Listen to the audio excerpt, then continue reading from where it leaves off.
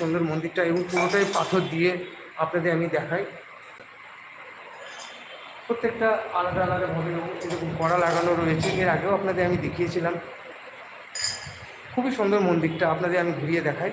আমার তো খুবই ভালো লাগে, আমার যখনই মন চায় আমি চলে আসি, যেহেতু আমাদের বাড়ির খুবই কাছে, এবং এই মন্দিরে প্রচুর গোলক লাগানো রয়েছে।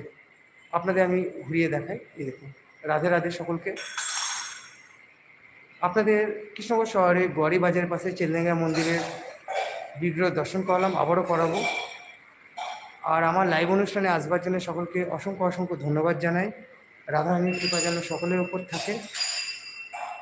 এই মন্দিরে ঢুকতেই ডান সাইডে বজরং বালি রয়েছে, আপনাদের আমি দর্শন করাই।